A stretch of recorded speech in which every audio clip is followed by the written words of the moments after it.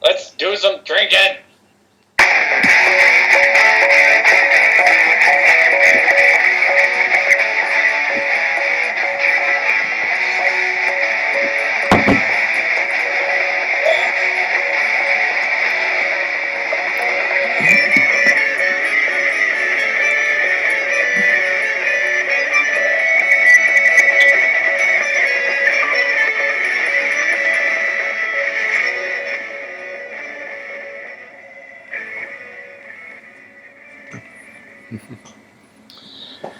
Welcome, everybody, to the Hour of Power show. In the Wild Wild West. In the Wild Wild West, yes. How is everyone doing? Man, we are so excited to be here. This is going to be great. We have not done one of these for a while, so that's why we're super excited to be here. Ridley's on that side, I'm on this side, and we want to definitely hear from you. So if you are out there, if you are watching, let us know. Send us in your questions. I didn't put that on my Facebook post. Maybe when you're talking, I'll try to add that in. Excellent. But send us a note on Facebook. You can get us on our phones. You can also send an email to hourofpowershow@gmail.com. Don't know if I'm still signed into that on my phone, but I'll sign into it on some device that I have here. I am, so we're good on that. That's you're sober? That's not good. No, I'm good on that, so yeah, I think is what I said. Anyways, also, we're not really sure how Matthew's volume is coming through, so if you can hear him all right, or you need us to adjust somehow, send us something through the Ustream chat, Facebook, text, whatever have you, and let us know if volume's okay or if something needs to be done. So anyways, this is the Hour of Power show. For those of you that are unaware, we are going to do a show for about 60 minutes or so, hence the hour. The power comes from taking a shot of beer every minute for the next 60 minutes or however long this show ends up taking us. So with that, let's go ahead and pour our beer and we'll get the clock started here. All right, get the clock started, and we're going to start the show out like we always do, talking about some movie news that is coming up.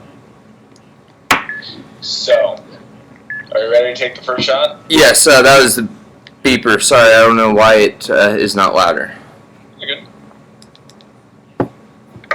Oh yeah, Ridley, my first movie question for you tonight. Yes, sir. And this one comes from me watching X-Men yesterday. I want to know your thoughts. I don't know how big of an X-Men fan you are, but I want to know your thoughts on the next X-Men movie coming out. It's not coming out until 2016. It's going to take place in the 80s. The main villain is going to be Apocalypse, who, if you remember from the cartoons or the comic books, he was like a super powerful mutant that had basically every power that you could possibly want, basically invincible. Right. This is going to be with the First Class. It's not known if there's going to be some of the original X-Men there, like Days of Futures Past or not. And Bryan Singer is considering this the end of the First Class trilogy that they're going to have. So, my question to you is, what do you think? Are you excited? Do you think that this is a good way for them to do it? Should they bring the old guys back a little bit more? Drink, by the way. Sorry that my volume is down. Anyways, sorry, repeat your question one more time. So my question to you is, what do you think about the X-Men trilogy, the direction the X-Men are going? Do you like that they're facing Apocalypse? Do you like that they're focusing on the First Class? What are some of your thoughts on the X-Men as superheroes in this new movie? I like it. I mean, Darkseid. What was his name again? The Apocalypse is sort of like Darkseid from the DC comics. In fact, they even kind of look the same. Kind of have the same powers, more or less. Generally invincible. But it'll be good to see them go up against such a formidable foe. The Sentinels in this last movie, they were good, but it was almost like, I don't know, I wasn't necessarily a huge fan just because it got just ridiculous as far as like what they could do. And the thing I hated about the Sentinels the most was that their face opened up and they shot fire from it, just like the dude from Thor. Yeah, that's right. Was it Thor? Was it the other one? No, you're right. Yeah, that is very true. But I do agree with them going with the first class actors. Obviously, you want to go with a little bit younger generation, as some of the actors from the original X-Men are starting to get older. What's her name? Famke Janssen, whatever. I think Hugh Jackman's in his mid to late 40s already. Patrick Stewart, God bless his soul, will probably only be around for another 15 years or whatnot. But I don't know. I think he may be around longer, but I don't know if he should be doing movies that long. That's probably true. So, I mean, it is smart to go with that younger generation because it keeps the franchise going while keeping some continuity, which is, obviously something you want to do when you're doing a movie franchise, unless, of course, you're doing the Superman movie franchise. Then it really doesn't matter who plays Superman. Well, that's true, and it really doesn't matter too much about the story because it seems like they're just throwing any story they can at Superman right now, doesn't it? Yeah, pretty much. Let's just throw in a bunch of things, see what sticks to the wall. It's like cooking spaghetti. Have you ever tried throwing cooked spaghetti against the wall? I have. I have too, and it didn't work for me. No, I think you're supposed to do it one noodle at a time. I tried to throw the whole bowl, and it didn't work. Nothing stuck. It doesn't help that Theresa was standing right there either. Yeah, well, by wall, I mean her face. Excellent, and that's why she looks like she has such a good tan most of the time. That's right. Yeah, it's not a tan, it's scalding marks from boiling spaghetti. So anyways, I think the next X-Men should be good. I'm excited for it. I really like, what's his name as Professor Xavier, James something or another. James McAvoy? Yes. McAvoy. Yes. McAvoy.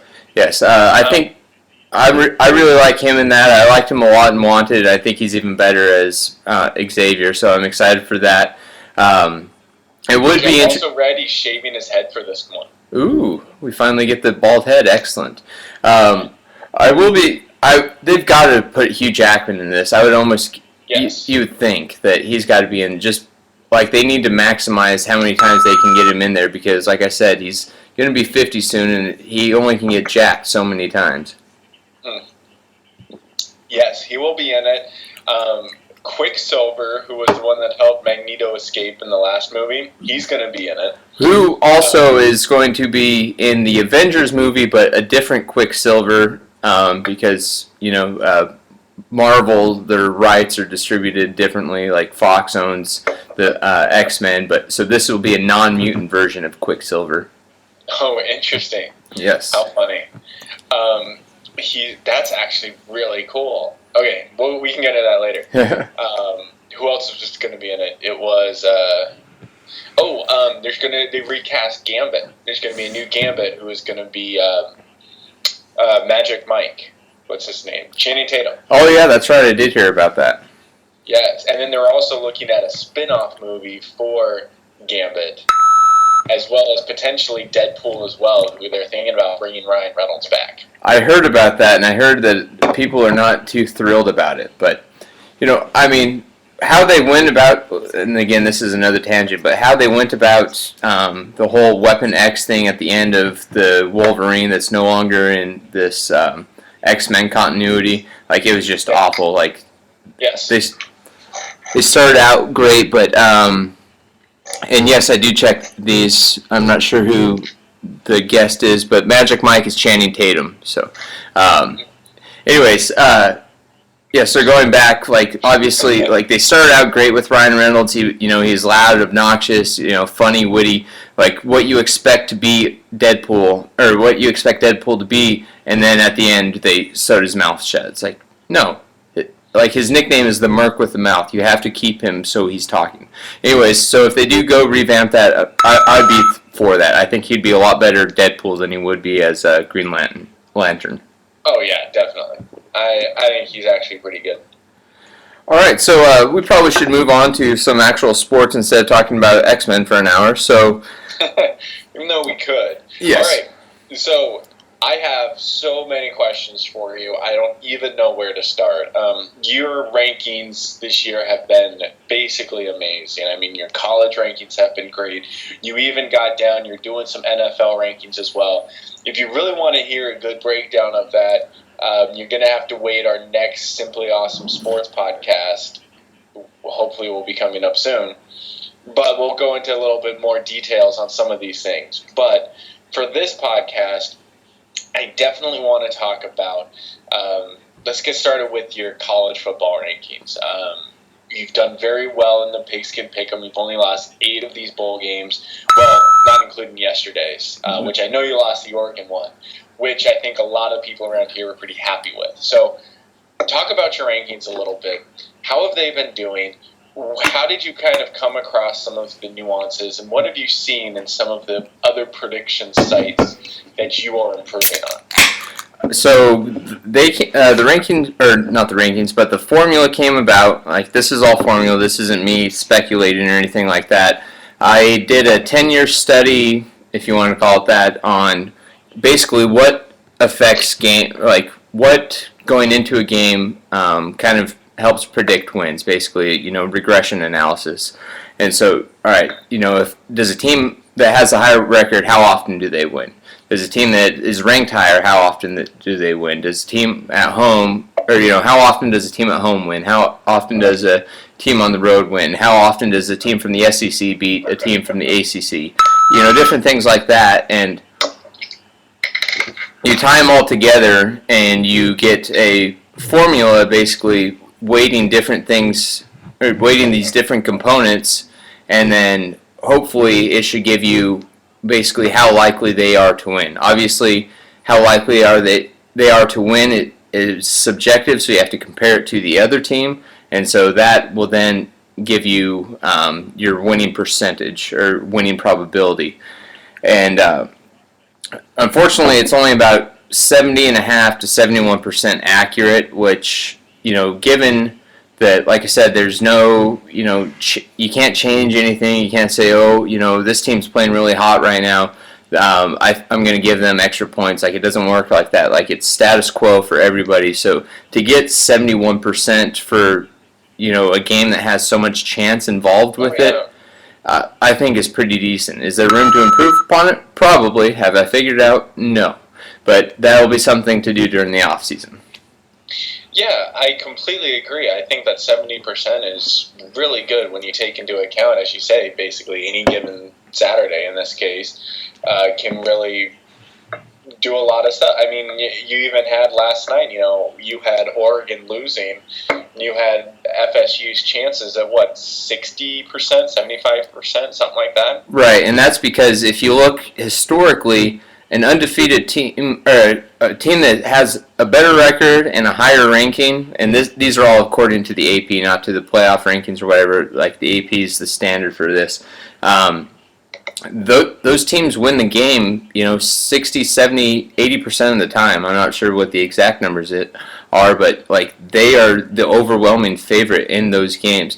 Granted, I think Florida State was overrated all year, in which, I had stated multiple times. Yes. You are on record as not being a Winston fan. Yes. So if I would have been able to actually use my rankings instead of the AP rankings, which obviously I can't do that because it invalidates the study a little bit, but if I were to do that, then Oregon would have been the overwhelming favorite on that one. So it's just one of those things that, I thought Oregon was the better team. I thought that they were going to win, but I have this formula out there, and I've got to kind of stick behind it. Oh, definitely. You've put a lot of work into it. And for, as you say, 70% is a really good margin for it. If you, as you say, if you start throwing in kind of some of your personal biases, it really doesn't help your case very much. I mean, stick with 70%. It's really not that bad. So, all right. Well, then, so that's really good. So, have you started looking into the new national championship game? Have you looked into Ohio State versus Oregon? I did. Some of your thoughts? I did. I have plugged in the numbers, and I think, I don't remember exactly off the top, but I believe that Oregon's coming in about 60-61% favorite. Which makes sense because from what I heard, I think that the line for them starting out, I think, is winning by at least 10 points, might be 14. They're the 14-point favorite. I think it'll be a lot closer than that, personally. I think it'll be between 4 and 7. What I have picked on ESPN's college football bowl mania thing is a 42-38 victory for Oregon. Of course, that's just my subjective analysis and thoughts. That has nothing to do with my formula, but I do have Oregon favored to win. Excellent. Very cool. I also, while we're still talking about sports, we only take about half of the show to talk about sports. So I want to get to a couple other topics. I want to get to the NFL. I want to ask you about some of the playoff teams. I also want to ask you about some of the coaching moves. Excellent. So let's start with some of the playoff teams. The end of the season, everyone going into the playoffs, and this isn't just in football, this is in every sport. They talk about the hot team. Who is the hot team? Who is the team that has a chance of, just running the field on it? In hockey, it's like who's the hot goalie. In basketball, it's, who's the hot team. In baseball, it's who has the best lineup. Football is like that as well. It's, who has the hot players that could really take a team all the way to the championship game. So my question for you is there a team that is just rolling right now that you think could be a surprise team that's going to make the Super Bowl? Excellent question. And before I get to that, we do have a question from a viewer because we cherish our viewers with all that we are worth. Let's answer their question. So it's, do you think having a coach like Urban Meyer will make any bigger difference for OSU? I mean, having coached in the SEC, etc., he has a depth of knowledge. I think Urban Meyer will help. He does have, some ties now to the South, which is obviously the football hotbed for college football recruits, and he knows what it takes to beat SEC teams, which is speed and some power, where the Big Ten usually is just revolving on just absolute strength. So I think that he will definitely put Ohio State in a position to win against the SEC on a regular basis. Now the question is, what can Jim Harbaugh do when he's coming into the league at Michigan? That should be interesting. Obviously, it'll take a few years for him to get that program up and running, but I do expect him to revive that Michigan-Ohio State rivalry to the back when it was Bo Schembechler and Woody Hayes. So I'm really excited for that because I did grow up actually liking Michigan, and so I'm excited for this. I think it's a good move for college football and a really good move for the Big Ten.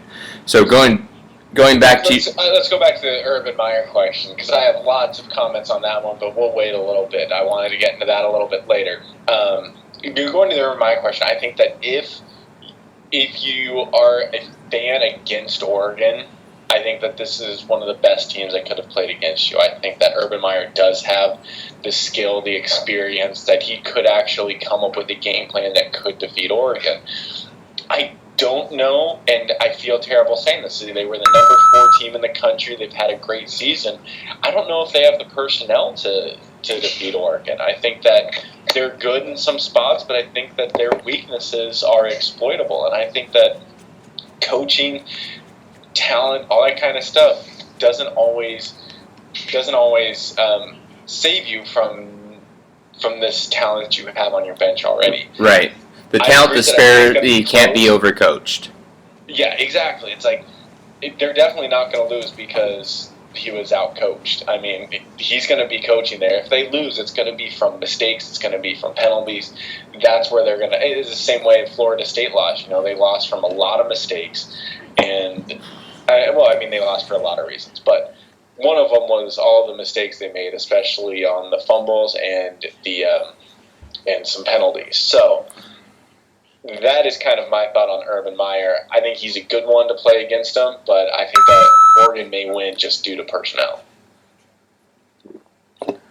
Right. All right. So, and just to follow up from our viewer. It's true Oregon looks the strongest. I just see that Meyer's a stronger coach, which we both agree with. You saw what he was able to do mid-game with the lack of talent they had. They did take down an Alabama stronghold.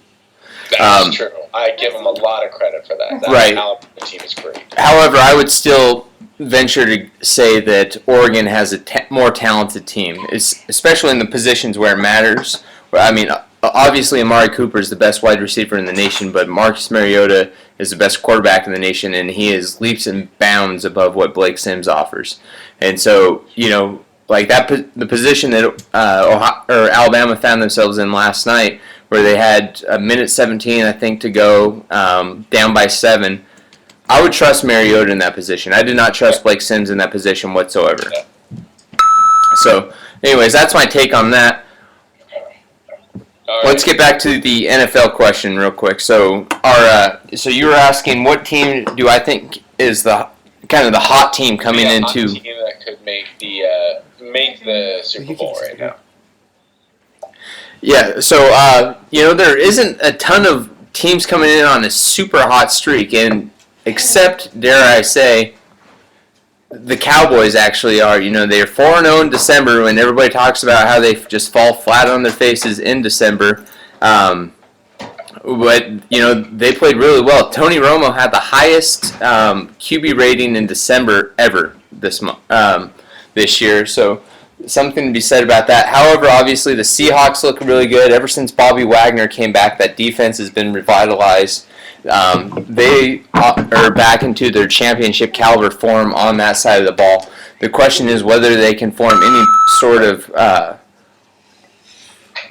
consistency on the offense. I mean, Russell Wilson's a good quarterback, but they are lacking weapons, consistent weapons. I mean, when, Doug Baldwin's your leading receiver, you've got issues on that side. So, and Marshawn Lynch, I mean, you never know what's going on with that guy. He's kind of cuckoo for Cocoa Puffs or Skittles or whatever.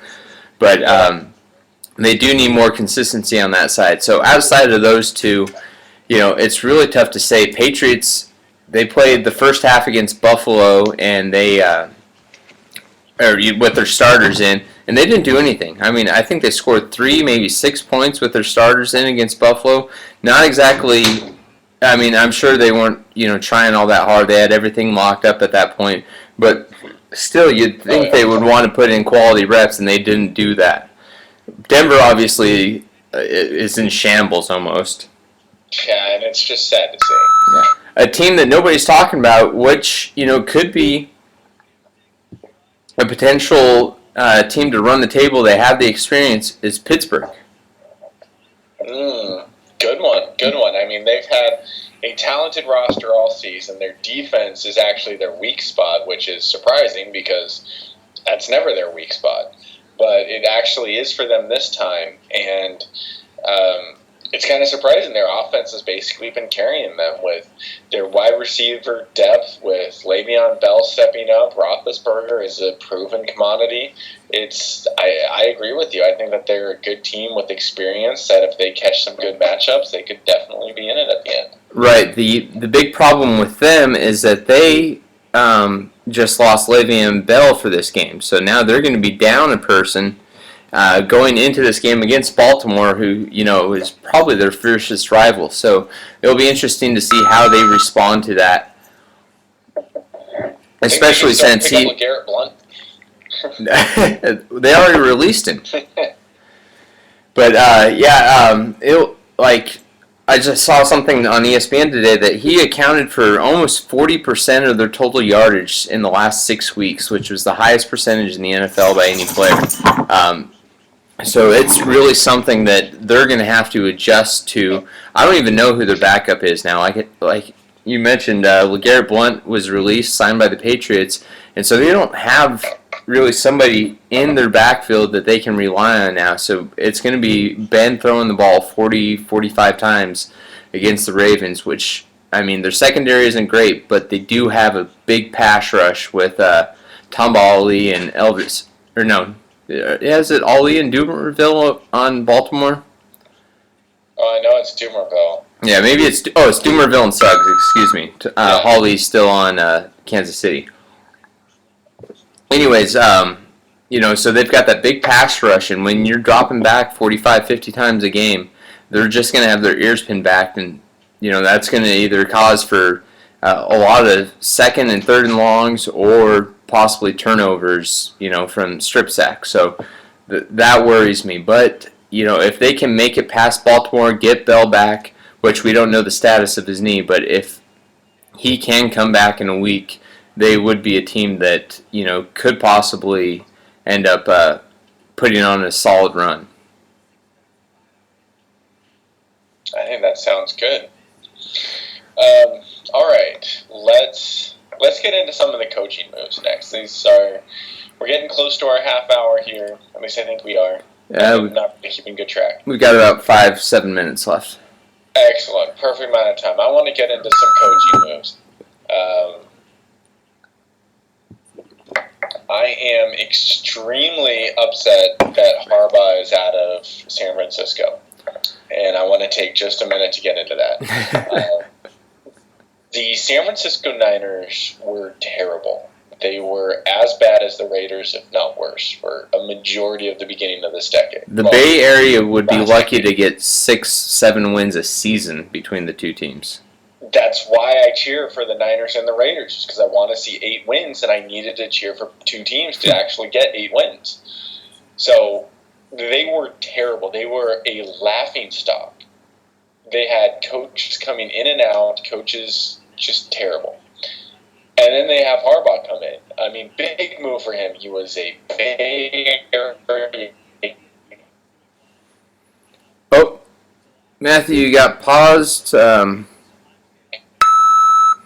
Let me know if you're back. Alright, so anyways, we are getting a slight lag in our internet. I apologize. Oh, in fact, we've completely lost him. Hopefully that was his internet and not mine. Anyways, as Matthew was saying, the Niners were atrocious during the early to late 2000s. After they fired Mariucci, they went through a span of Dennis Erickson, Mike Singletary. God, I don't even remember who else they hired, but it was a bad place for the Niners and anybody involved with them. And so so by landing Harbaugh, they pretty much struck gold. He took a 3-13 team into the NFC Championship game and was basically a misfielded punt away from reaching the Super Bowl in his debut season. So he's obviously very talented, and now they're going into a position where they will probably have some sort of unproven coach. Maybe they get Mike Shanahan. Maybe they do not. Josh McDaniels has been talked about. So it'll be interesting to see who they are actually able to get in there, but odds are he's not going to be as good of a coach as Jim Harbaugh. And that did not go through. So sorry for the technical difficulties. But anyways, the Niners could find themselves in an Oakland Raiders type position because, the management sent a message saying, okay, we are, you have to appease us, and if you do not, then you're out the door. And that's something no coach ever wants to deal with. That's one of the big reasons why Jerry Jones and Jimmy Johnson split up in the early 90s with the Cowboys. Hey, are you there? Hey, we're there now. I had to restart the iPad, but I continued us through our Jim Harbaugh talk, but feel free to pick up where you left off. Great. All right, I will. So. And you missed 2 drinks. Probably had mentioned okay, I'll take them. Probably mentioned how terrible they were. If I had to guess, you were saying how he definitely turned them around, and he did. He turned that franchise around. He gave hope. He made it to 3 NFC championship games in a row, plus a Super Bowl. I am super sad to see him go, especially because it seemed like the Niners stopped liking him. How do you stop liking somebody that's doing so well for you? Yeah, he's kind of a giant asshole. To see that. What was that? I said he's kind of a giant asshole. But Yes, that's what he's head gonna coaches have to are. Like, win. that's their mentality. That's their personality. I mean, you look at Belichick. That guy's one of the biggest dicks to ever walk the earth. Yet, he keeps employed for, 16 years now in New England because he wins games. And what it is it's because the GM, Trent Baalke in San Francisco, apparently has a very thin skin. Exactly, and how is that going to go for any coach that's going to go there? This is terrible for the 49ers. They're going to take massive regressions next year. This is exactly what they wanted, which I think is the worst part. The Raiders may get more wins than they do next year. So, and I know that's saying a lot. Well, they're both searching for coaches, and from what I've heard, the Raiders coaching pool is not that strong. In fact, I heard it's pretty damn awful. Well, they were interviewing Eric Mangini, which kind of tells you all that you need to know about their search. In fact, that was the article that I came to believe that their coaching pool was awful. Yes. Yes. Yes. Well, I don't know if the Niners are any better because Rex Ryan was their candidate first. What's worse is that it's a good job if you're a good coach because you've got a lot of talent there.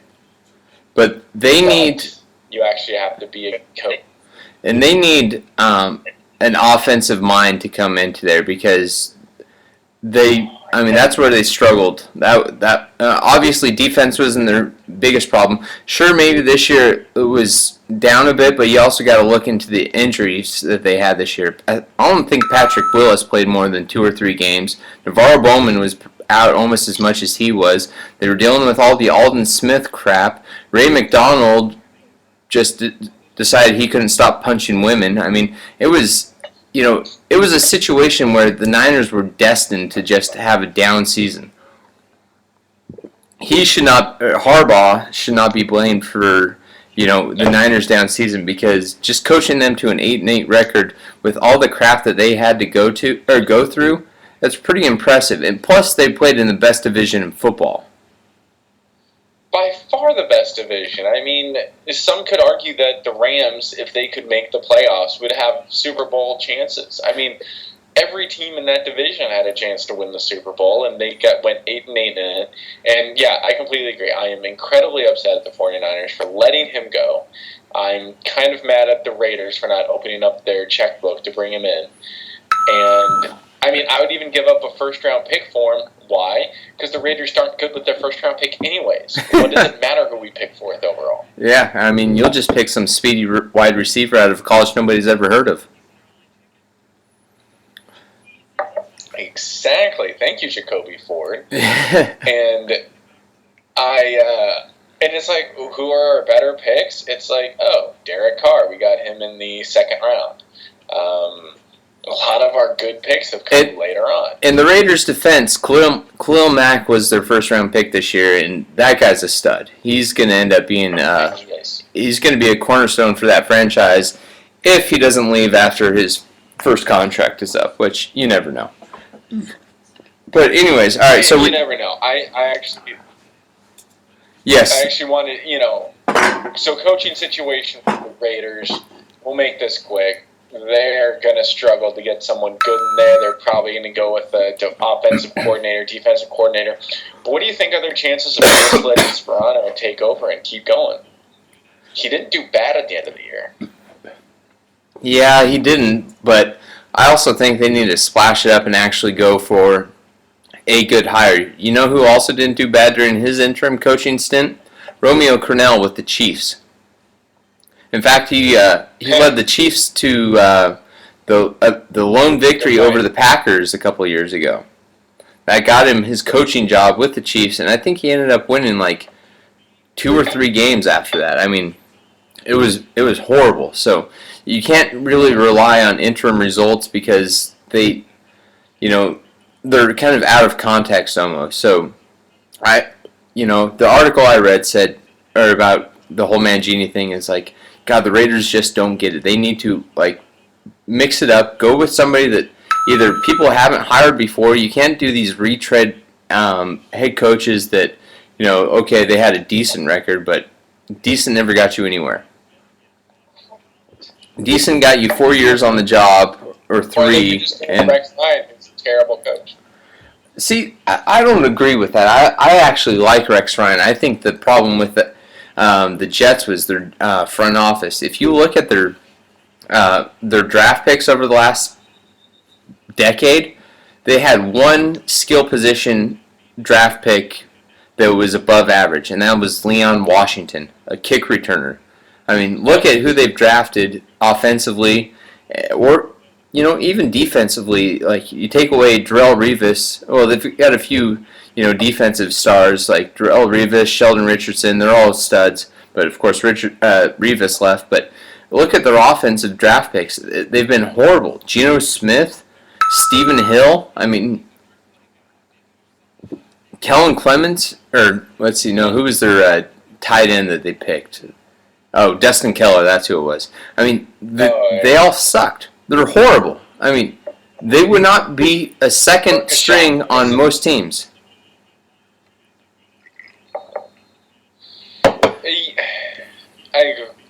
I mostly agree with you. He's not the worst coach in the league. I think he's overrated. I think he's good on defense. I think that if you're going to bring him in to coach a team like the Raiders, you're going to need the best offensive coordinator you could possibly find in the world. I think he's proven he can't develop offensive talent. However, he can develop defensive talent very well. You would need, I don't know, Don Shula to come in as the offensive coordinator if you want Rex Ryan in there. Don Shula, huh? That would be interesting. I know. Bring him back. So, hell, Marv Levy coached when he was like 84. So, I think we've probably reached our half hour of sports talk. Yes, we're at. Want to bring up any other coaching vacancies? No, I think those are the two big ones. Interesting move by the Bills coach to take an opt-out clause in his contract thanks to the Bills' ownership change. And it sounds like the Jets really want him, which, go figure, that is the Jetsiest of all Jets moves. Take a coach that everybody was surprised to be hired in the first place and then, want him more than anything. I don't know. Granted, he had a good year in Buffalo. 9-7 in Buffalo is a pretty damn good year. That's what I was going to say. He's not made big splashes, but he's also not been that terrible in Buffalo. Right. With some good people around him, he might actually do pretty well. I mean, when you win 9 games with Kyle Orton and E.J. Manuel as your quarterback duo, touche to you, sir. Touche to you. Did you hear Kyle Orton might retire? Yeah, I heard that it was pretty much a set fact that he was. So, anyways, now that Neckbeard will no longer be in the league, let's talk about our hot girl offer today. Let's introduce that real quick. Let's introduce. Do we have any other questions coming in from any of our listeners? No, just that we should start streaming events on YouTube instead of this, apparently. I didn't even know we could do that, but... We could? Apparently. Yeah. That's what Ustreamer 45071 says. However, I don't know if he or she is logged on anymore. We're down to one viewer. Anyways, our hot girl off today is Yvonne Strahovski, Matthew's little love child there, and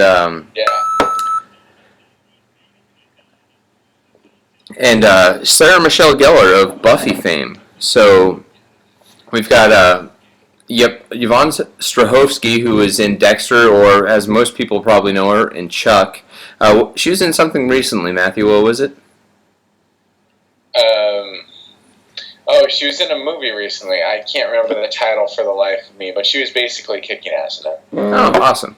So, obviously in Chuck, she was a spy, correct? Like a kick-ass spy? Yes, definitely a kick-ass spy. She was great. She was, in the role of, the young, hot super agent, the Sydney Bristows of the world, the Jennifer Garners, the people like that. It's like she was that person, but she was also in love with a nerd, which I think made her even hotter. So it gave you hope, is what it was. Well, yes, that's true. But Excellent. So, anyways, she was from, like you said, Chuck or Dexter. She was Hannah McKay and Dexter. And then there was Sarah Michelle Gellar, who was probably best known for Buffy, but she did do I Know What You Did Last Summer. She was recently in, what was that show called with Robin Williams? I never watched it, but... Oh, what was that show? Oh, I need to sleep. The show with Robin Williams. Yeah, who knows? Anyways, it lasted one season on CBS. That's all you need to know. Yeah, but it was really good. And don't let the fact that CBS was stupid and canceled the show. It was called The Crazy Ones. That's what it was. Excellent job, Kim. And it was really good. Fair enough. I will believe you on that one. So, anyways, let's continue on here. So I proposed on Facebook that we should do a segment called the best or worst, or basically the worst or most embarrassing New Year's resolutions. However, I never got any actual feedback on that one, so I'm just going to go ahead and hand it to you, Matthew, on this one. What's the New Year's resolution that you've made that you would be the most embarrassed to admit? Wow. What a great question. And I'm so glad that you asked that question. I think that is a great one to look into. This is the new year, and we need to look forward to things like that. This is a chance people go take a look at themselves and try to make improvements on themselves. Looking back at a lot of my past New Year's resolutions, I think a lot of them had to do with drinking. Right. I mean, not surprisingly enough. I mean, I think most of them did. You know, can I start chugging better? Can I, can I better my chugging time via beer bong? Things like that. Can I start drinking 20 beers without getting drunk? Exactly. It's like, how many beers would I have to consume over how many days to make it so that my tolerance is high enough that I would not get drunk after drinking a 30-pack? Questions like that just come up all the time for me. And so those are kind of a lot of the New Year's resolutions that I've had. I think embarrassing ones have been things that are just stupid to make a whole resolution about. Things like, oh, hey, I want to lose an extra 5 pounds. Like, well, honestly, stop drinking for a week and you'll lose 5 pounds. It's like, that's just kind of embarrassing to even make that a resolution. You want to lose 50 pounds? There's a resolution. You want to lose 5? Put the fork and fork down. Excellent. And speaking of which, we've got 2 viewers on right now. Feel free to use the chat function to tell us what your most embarrassing or worst New Year's resolution you've ever made was. What's your resolution this year? And if possible, we will do our best to make fun of it. Exactly. I wish, I don't even really keep track of resolutions, nor do I really make them. I've always thought the whole premise of that was kind of stupid. So I guess my most embarrassing New Year's resolution was acting like I cared about a New Year's resolution. I know that's a lame cop-out answer, but... Doing all the CrossFit shit that you do. I mean, there's not oh, hey, I just lifted this gigantic big rig tire over my head. Next time, I want to do a somersault while holding this giant big rig tire. I mean, is there nothing like that you really try to do?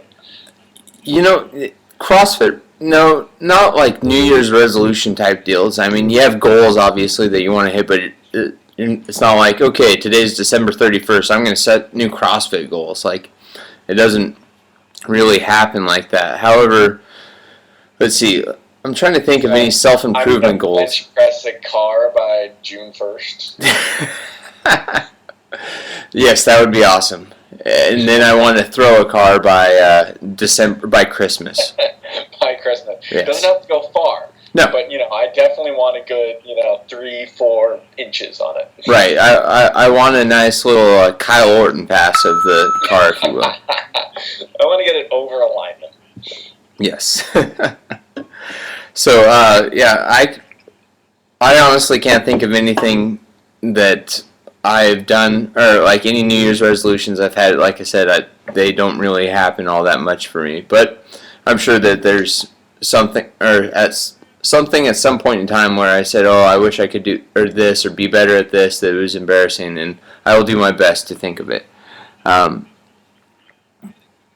yeah, there you go. All right, Ustreamer 45071 says doesn't even have to be a real car. A nice Matchbox will do. You know what? I like that. Hey, if you're gonna throw a Matchbox car, I want some distance on that one. I want 100 yards or better on Matchbox car throwing. Well, at that point, it comes down to technique and form, and making sure you get the right frisbee spin so it kind of skips like a rock. So. Oh, it can't go off the ground. I'm talking about in the air. So you're going to want the spinning motion of the Matchbox car matching somewhat of a football to try to swirl it through the air and get it into the other end zone. Right. You need to make it go like a frisbee. You have to almost sidearm it so that it kind of floats around like a helicopter. That's the way to go. Man, I just hate to disagree with you, but I think we might have to have a Matchbox car throwing it off. All right, so you're not going to throw against me, right? Like I'm going to have to throw two different ways? I don't know if you can see me flipping you off right now, but I am. Oh, okay. Fair enough. If it makes you feel any better, I just got called out by Ustreamer29661 and said, your New Year's resolution should be to work out, Mike. No. See, I think that you probably should do that a little bit more. I think that you spend too much of your time not working out. I think that there's about an hour or two every day that you may not work out. So. Yeah, there is that. In fact, I've been pretty lazy lately. But it's all right. It happens. All right, so anyways, let's go ahead and move into our random thoughts from Urban Dictionary, just because... Oh, always good. Yeah, we haven't done it for a while, so I think it should be fun. We've got one of what I would term my favorite terms from Urban Dictionary, which is ass jacket. Now, Matthew, do you have an idea of what ass jacket would mean? Ass jacket? Ass jacket.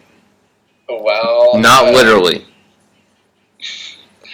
Alright, so it's not like a fur coat that you would put on your ass, which then some, liberal lobbyist would come and spray paint on just because you were putting a dead animal on their ass. Oh, yeah. No, let's see here. Ass jacket. Just a shot in the dark there. I'm going to say that that's some type of a, male-on-male condom. I like that answer a lot better. Unfortunately, this is more of a derivative of asshat, and the actual definition, according to this, is when someone or something is acting asinine, as in, Santa forgot my house. What a fucking ass jacket. Oh, okay. So, like I said, I like your answer better, but basically this is just saying asshat in a different sense. Yeah, but it's, you wouldn't use a hat to cover yourself. I said 15% on car insurance at this jacket to stylize your head. I mean, those are two different types of apparel that you just really don't really go together. So I don't see how putting ass in front of it makes it the same. All right, thank you, Tim Gunn. Only a few of you will get that, but those of you that do will appreciate it. All right, so let's go into our second random thoughts from Urban Dictionary, which is something I think we all can appreciate, and that's grandma fooler. Now, Matthew, this is related to Christmas and or gift giving. Do you have any idea what this would mean? Grandma fooler, as in F-O-O-L? Yes. All right. Well, then, yes, I completely know what this one is. This is obviously when you're not dating anybody, you don't have a girlfriend, and you just really need a little bit of action. So when your grandma comes in to give you that big, wet, lipsticky kiss on the side of your cheek, you make that quick turn right away to get one right there on the lips. Because, man, yeah, she's your grandma, but you know that she's been around many times with your grandpa. And you know that you could get a little bit of action from that. Oh my God, you're a sick, sick individual. No, you're not even close, thankfully. Like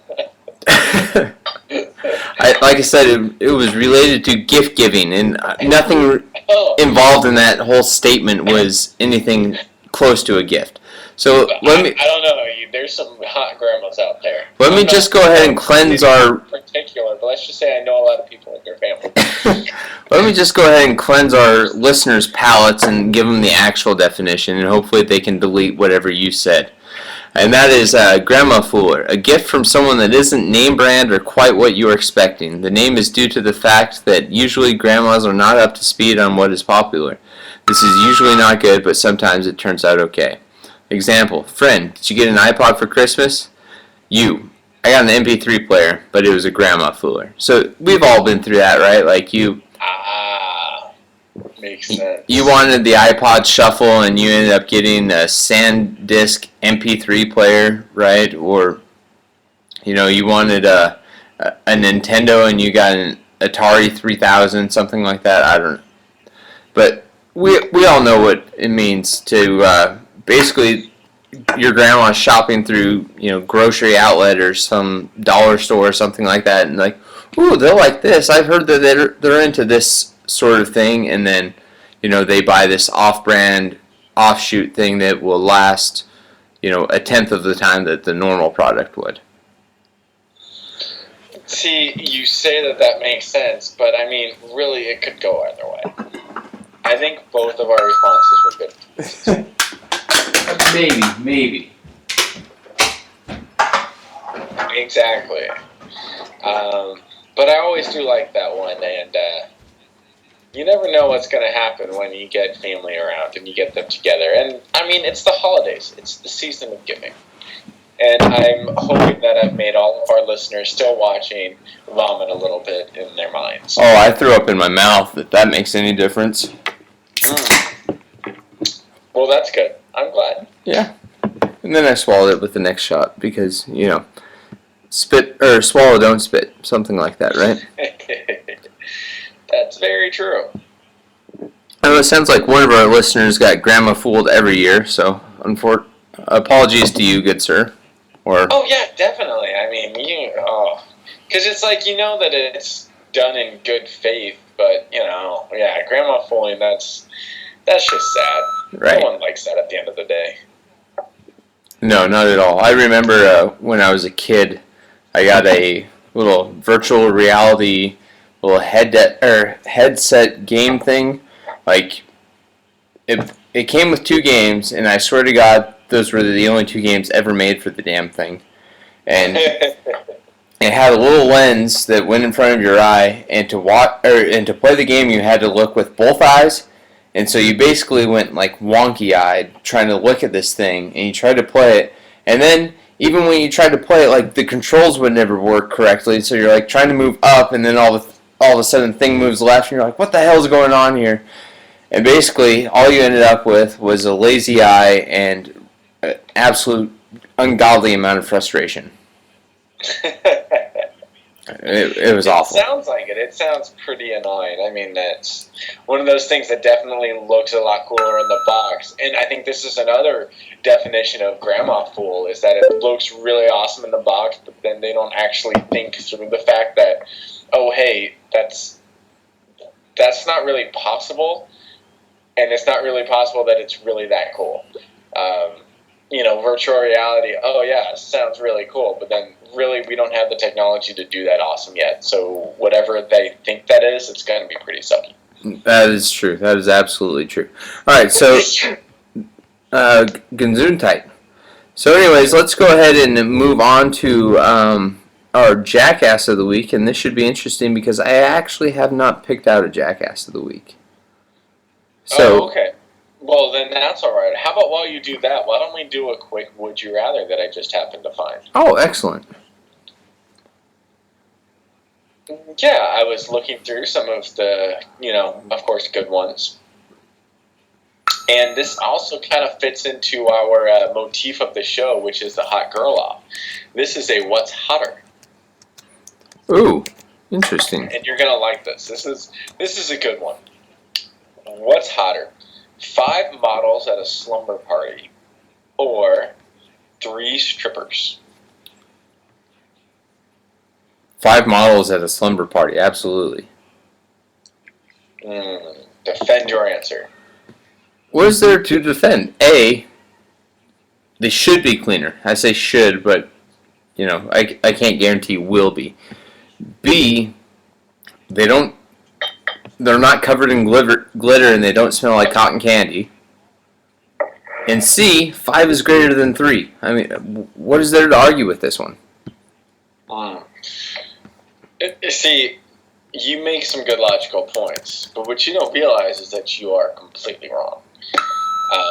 Because when 5 models at a slumber party, there's many different types of models. And the kind of people who actually hire models, they're some old fat guy who is, trying to not sell the girl. He's trying to sell some type of clothing or cars or whatever the hell a model might be selling at that moment. But when you get down to strippers, who's ever hiring those strippers is hiring them to sell their bodies. So it's like, while you might, 5 models at a slumber party, you never know. Plus size models, you could get, models for, denture treatment. You could get models for hair extensions. You could get models for a lot of things that might not be something that you're really looking for. But strippers, I mean, you have basically 80% of the time you're going to get somebody young and hot. The other 20% of the time you're going to get an older lady that's used to be hot, that's had some really good experience, so that kind of makes up for the lack of hotness. So it's like, yeah, it might be 3 versus 5, but the fact is that you've got a much better chance of getting the definite hottest of the hotties just for those reasons right there. Mind blown. Mind blown, but put back together because I think that you're still full of shit. And so's your face. Alright, so one of our Ustream viewers just created a YouTube channel for us. However, you're going to have to send me the information on Facebook because it censored out part of your message. So if you can do that, that would be much appreciated, and we will make sure to use that medium going forward. Oh, gmail.com. Okay. All right, I guess. Do we know who this listener is? Because this guy is helping us out a lot. Actually, it's a new one. We were at Ustreamer 55, and now we're at 41. So but we do have 4 listeners. So hooray us. So anyways, so we need to actually keep doing good on this, is what you're saying. Yes. Yeah. All right. Maybe. We'll try. Alright, so anyways, I did find some stupid news, and I actually don't know the whole conclusion to the story, but we shall see here. So anyways, let's go to Connecticut for today's Bieber of the Week, and for those of you unaware, Bieber comes from, originally this segment was called Jackass of the Week, and then you called it the Justin Bieber of the Week one week just because, the two terms are essentially synonymous. Yeah. And from that point, the name stuck. So we are having our Bieber of the Week here, and let's go to Connecticut, your wife's home state, for... Exactly. I've been there numerous times. It's the home of my wife and ESPN. That's true, which, from some of the stories I've heard about ESPN, almost makes me wonder why we haven't heard more about, or haven't seen them more in the Bieber of the Week. Anyways... so let's go to Connecticut, where 2 skulls were found in a recycling center in Stamford. It all began the day before Halloween when an attendant at the center noticed the skulls and called the police. An investigation of the scene revealed that not just the skulls, but a bunch of stuff related to the occult, from videos and magazines to crystals and amulets. Apparently there's an occult mentioned earlier in the article that I did not read. Turns out the skulls had been removed from the home of a guy who had just died, and the two knuckleheads who removed them thought they were plastic. They weren't. They were real, and police are now looking into the matter to see if the criminal investigation is necessary. A few days before that, a man in Clinton, Connecticut woke up to find another man, a complete stranger, in bed with him. The other guy, a 26-year-old, had wandered into the home drunk and thought it was his mother's apartment. This almost sounds like my bachelor party, Matthew. You are so funny to bring that up.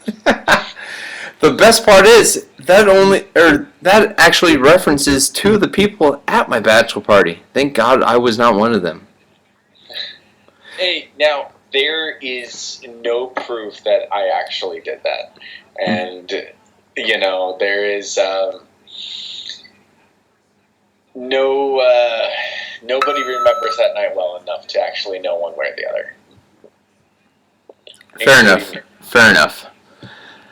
Alright, so anyways, those two people, the two people that put the real skulls that thought they were plastic into the dumpster, and the guy that wandered home and got in bed with a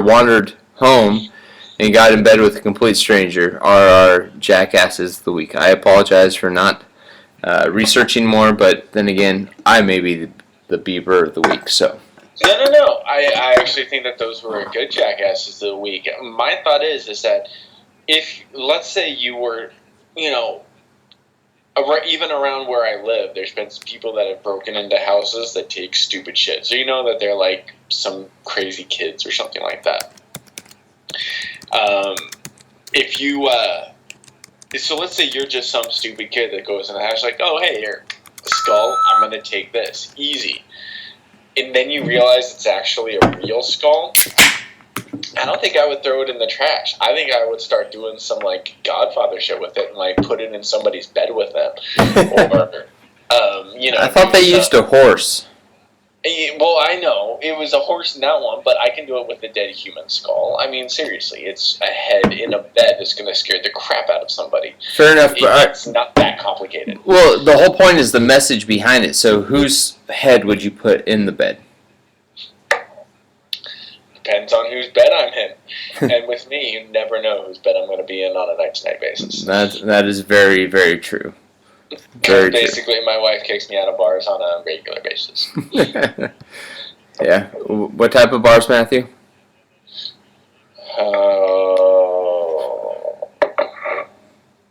That hurts. That hurts here and here. And down there. And down there. But, that's okay. That is. Alright, so anyways, let's go. We've got 3 viewers on the line, if you will, for that expression. And so let's go ahead and wrap up our hot girl off for this week. I'm sure Kim's still sleeping, so we've got 3 viewers, which means we should have 5 votes. So let's go ahead and see if we can't figure out who our viewers are choosing for the hot girl off. So go ahead and most of you have been using the chat function at one point or the other, so go ahead and let us know. Yvonne Strahovski out of Chuck, or Sarah Michelle Gellar from Buffy and or I Know What You Did Last Summer. Now, is Alyssa not one of our listeners? Because once again, when we give this much notice, I'm surprised when she's not listening. I'm pretty sure it's 6 o'clock in England. Honestly, she's got to have dedication to this. Yeah, that's true. What a slacker. Anyways, Mitch, no, Sarah Hyland cannot be in this week. We've already discussed this. It's Sarah Michelle Gellar, not Hyland. However, I like your taste. So, looking at our hot girl off, are we going to be getting to the second round anytime soon? We're close. I looked at the bracket this week, and I think that we have 2 more first round matchups left, maybe. Okay. So, sounds awesome. Yeah, so that means that we should finish this bracket by probably my birthday, maybe my 30th birthday, 29th if I'm lucky. let's hope not. We're going to do a lot more of these shows because viewers call for it. Look, we even have viewers that are showing us how to get more listeners. Okay, let me get on my soapbox here for a moment. Soapbox. We talked about New Year's resolutions. My New Year's resolutions is to take this train. Oh, you accomplished it. Hooray.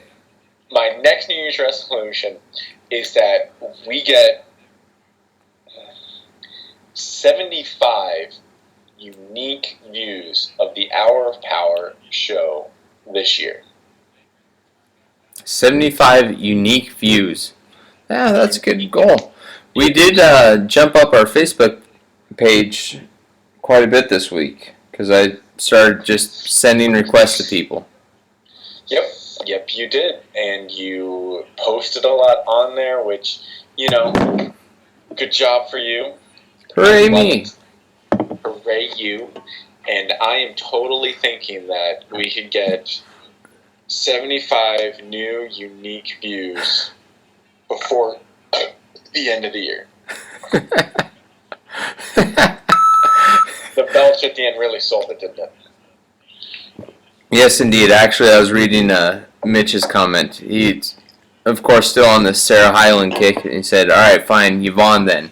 But I'm calling Hyland's manager to tell her to color her hair as we speak so we can, so she can come in and save my day. I don't know this Sarah Hyland. What is she in that I would know? Modern Family. She is the first Sarah. Oh, didn't we do her at some point? Yes, in fact, the last show. That's why Mitch is still on the Sarah Hyland kick, is because she won last show's Hot Girl Off. And apparently, Ustream does not censor cock. Interesting. Oh, the chat window censors? Yes. That's not good. So we got censored, cock, hell, censored. Ah, okay. Well, good to know. Yes. Good to know. Yeah, I think Sarah Hyland's going to be a difficult one in the next round. I just hope she's not going to go up against Yvonne Strahovski in the next round. I mean, if she loses to Yvonne in the later round, then I'm okay with that, but not this early. Not this early.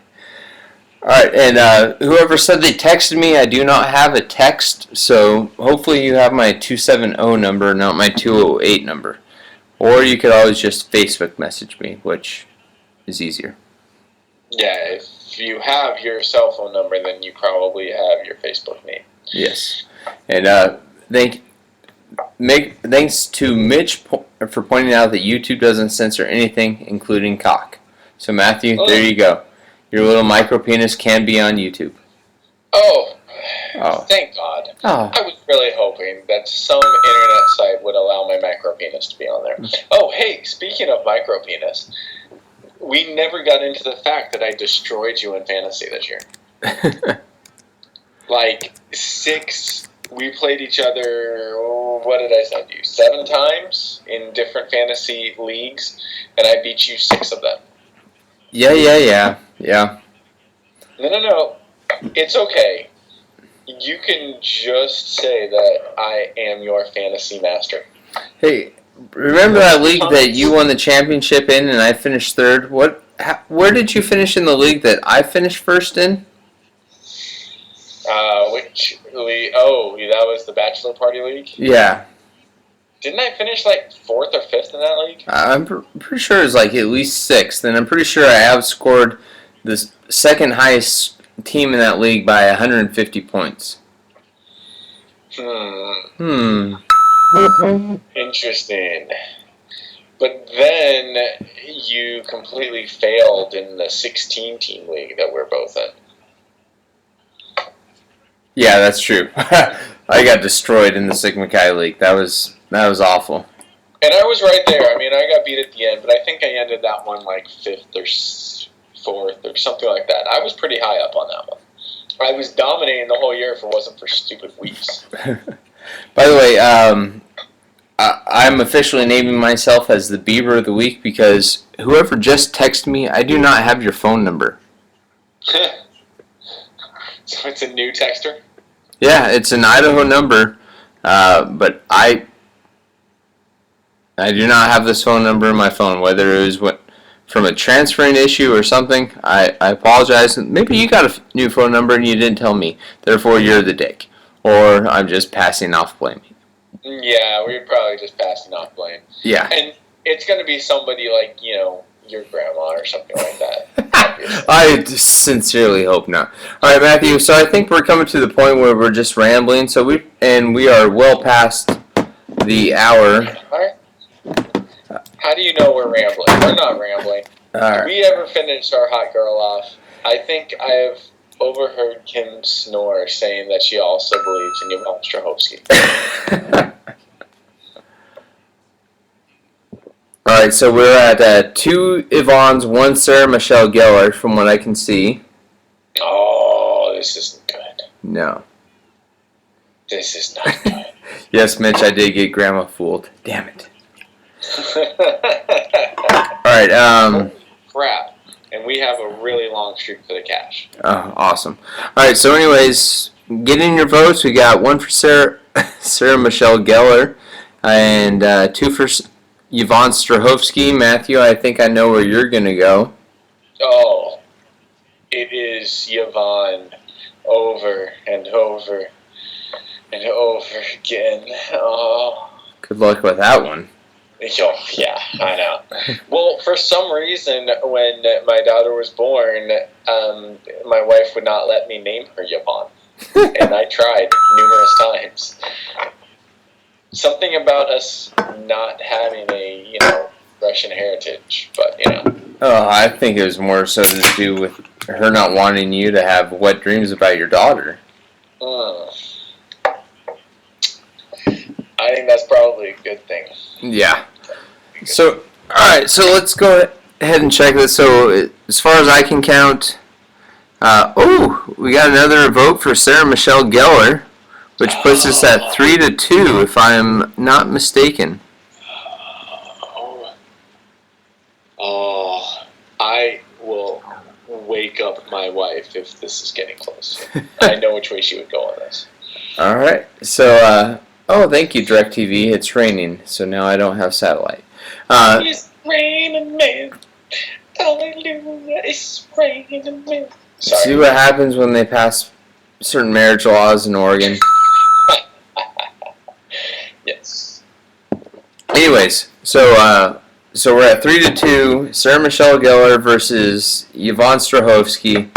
My vote is up, and I believe that I can either tie this or finish it, right? That's what it sounds like. Any other people want to get their votes in? No? I have nothing on my phone nor on my Facebook account.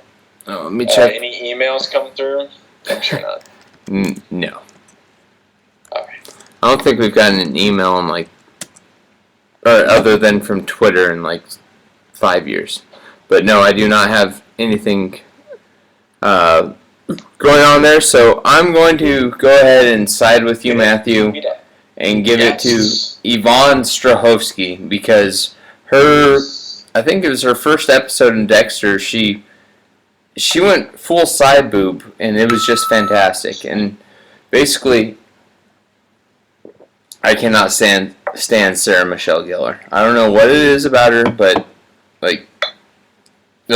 it's repulsing. So I'm sorry, you streamer 41, but I do not agree with you. So anyways, let's go ahead and move into ESPN's Streak for the Cash, our unofficial content partner. Yep. And like Matthew said, we have that we use them. So. Yes, and like Matthew said, we have a bunch of streaks to get through. So let's go ahead and start with the Spanish Primera Division. We've got Atletico Madrid versus our win by 3 goals or more, or any other result, Matthew. Well, they're playing Levante Day, which means stand up in Spanish. Is that true?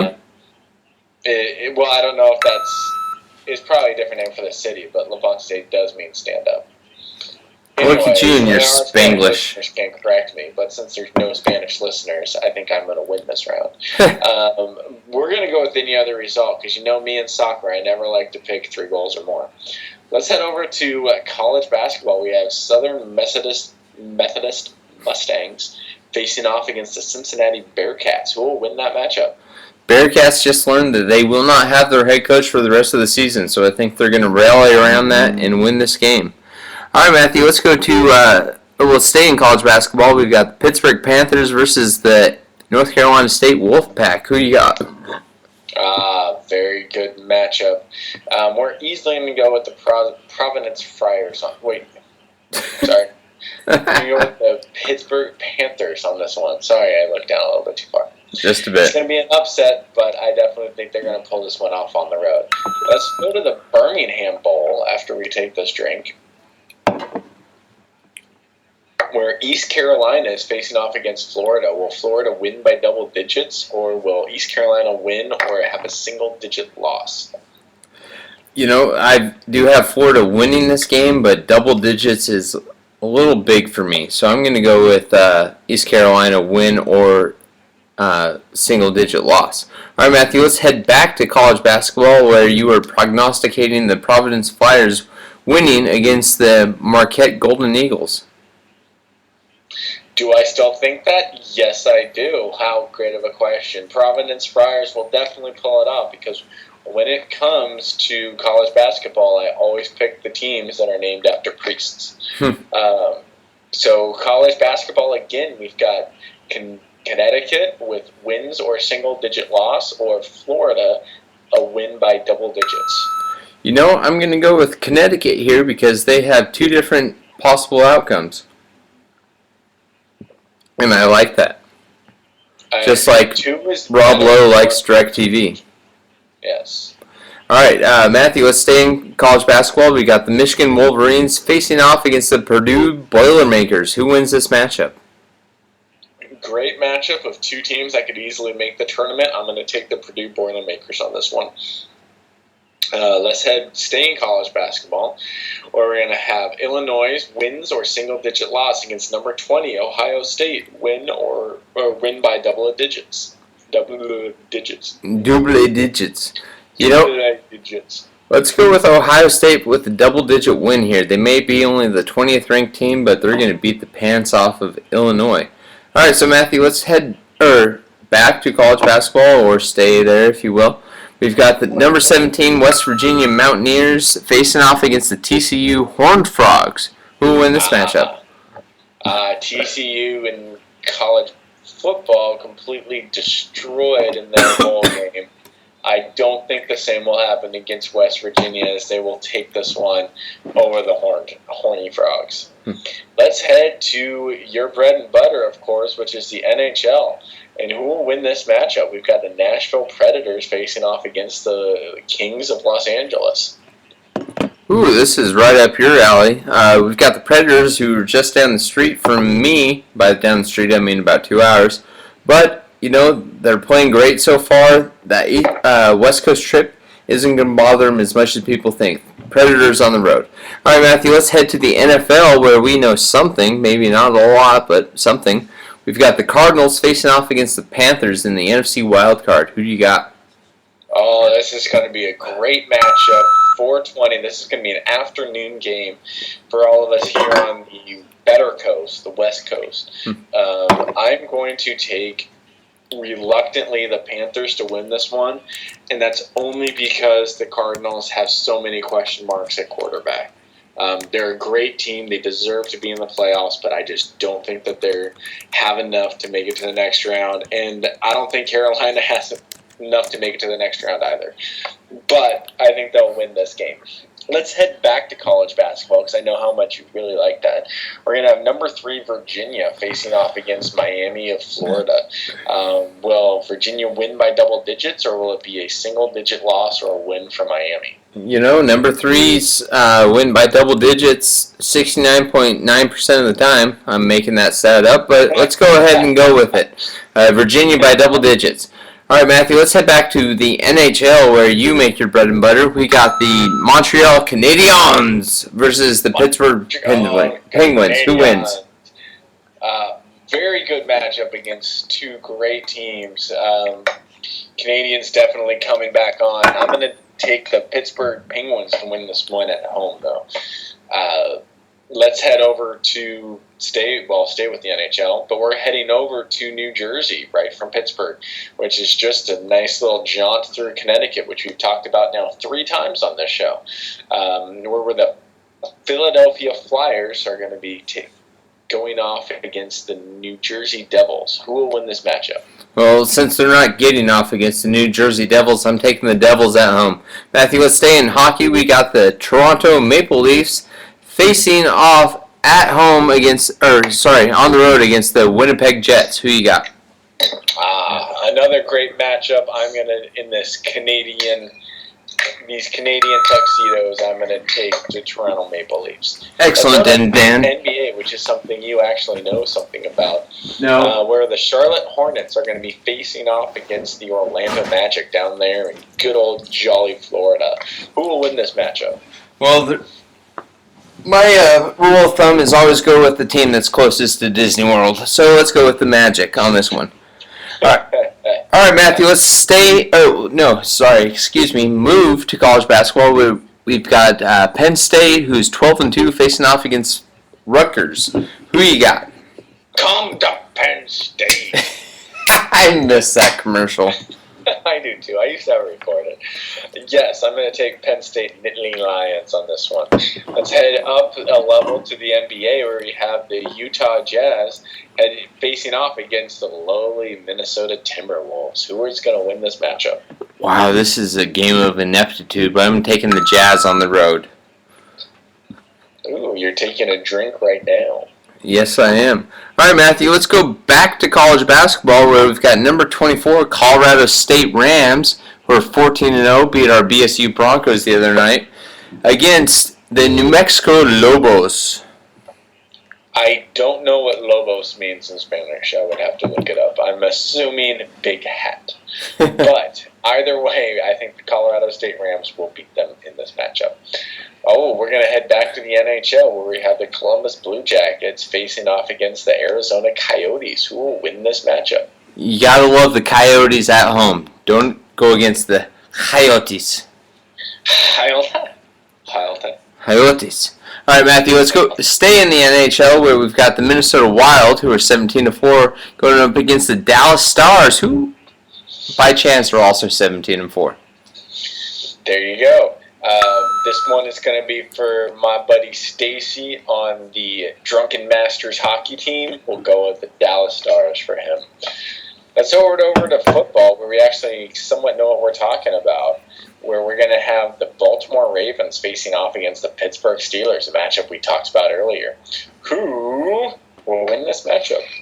Like I said, there's no Le'Veon Bell in this game. Roethlisberger will probably be throwing 40-45 times, but he does have the best weapon in this game, which is Antonio Brown. So Pittsburgh will win. And let's go back to Brown here, where we've got a question of which side will record more receiving yards in the first half. We got Torrey Smith and Steve Smith, the Smith brothers, if you will, or Antonio Brown. Now, do you think that it is going to be the young Steve Smith that is going to be part of this one? Because it's Steve Smith Sr. that plays for the Ravens. So is this the young one that has taken on his father's name? Or is this the professional football player? I don't know which one it is because they're not specifying.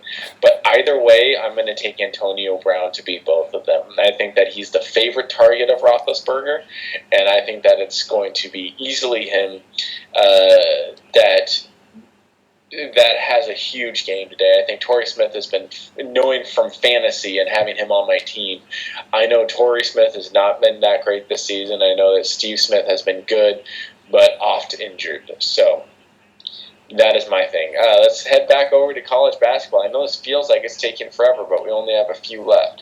So we have the number 19 North Carolina Tar Heels facing off against the Clemson something or others. So will it be a win by double digits, or will it be a win or single-digit loss by Clemson? Clemson Tigers, but North Carolina will still win. All right, so Matthew, just double checking. Okay, no comments, no questions. All right, let's go to the NBA where we've got the Memphis Grizzlies facing off against the Denver Nuggets. Excuse me. Oh, hey, that's a great one. But didn't I just do that one? No. Oh no, you picked North Carolina. Gotcha. Okay, I am definitely going to be taking the Memphis Grizzlies on this one. Way to go, South. You guys always win. All right. College basketball again. We've got number 7 Gonzaga to win or double-digit loss heading up against Portland. Woo! Go Portland. Really? Is this even a question? I mean, if they don't win by double digits, this is going to be a severe upset. So, anyways, how far in the rankings do you think that they would drop? They're number 7 now. Do you think they would drop into 15 or below? If I were to give you higher or lower, would it be 15, higher or lower? If they lost, or if they didn't win by double digits? If they lost the Portland Pilots. Oh, they'd be in the 20s. Oh, all right. There you go, projecting the huge loss. Huge drop. All right, Matthew, let's go back to the NFL where, like you said, we may know something. Which side will record the higher total in the second half? Can't read. Field goals made or tie touchdowns. So will there be more field goals or touchdowns in the second half? Well, this Pittsburgh was the third half, as you're originally saying, I would go with field goals made or tied because it would be the same.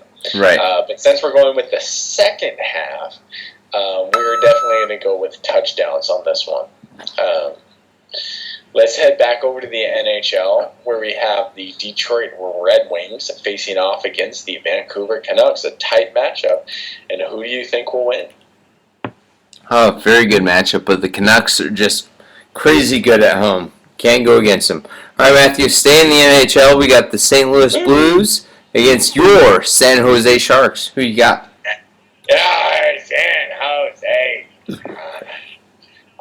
Man, I'm glad that I got this one. I'm super excited about it. I'm most likely going to be watching this game. Definitely take the Sharks on this one. Let's head over something we don't really see much of, and that's MMA, where we have a bout heading up in Las Vegas. And they're wondering who will win this matchup. Will it be Daniel Cormier or will it be John Jones? Gotta go with John Jones on this one. No doubt. All right, so do we have any other listener questions that are out there? I'm not seeing any. One more comment. It's been good. It's late here. Gotta jump off, log into your new account and check your email. Talk with you soon, Ridley. Tell Palmer I said hello. You're hitting Googler. We still don't know who the fuck this guy is. But he knows your phone number, which is always good. No, he knew my old phone number. He knew your old phone number. I wonder if it's Ryan. It could be Ryan. Except I would have Ryan's phone number. Oh, okay. Anyways. Well, then I don't know. I don't know either. Anyways, thank you for listening. This is the Hour of Power Show. Matthew, do you have anything to say before we sign off? I would just like to say how touched I am that we got so many good listeners tonight, even though Alyssa was not one of them, and that hurts me a little bit on the inside. Of your rectum.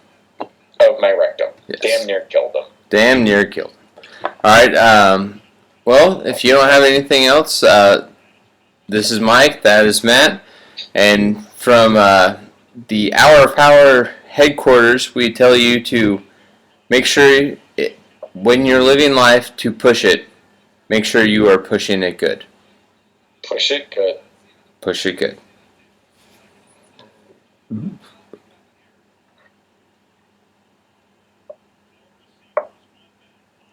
Is the awkward silence done yet?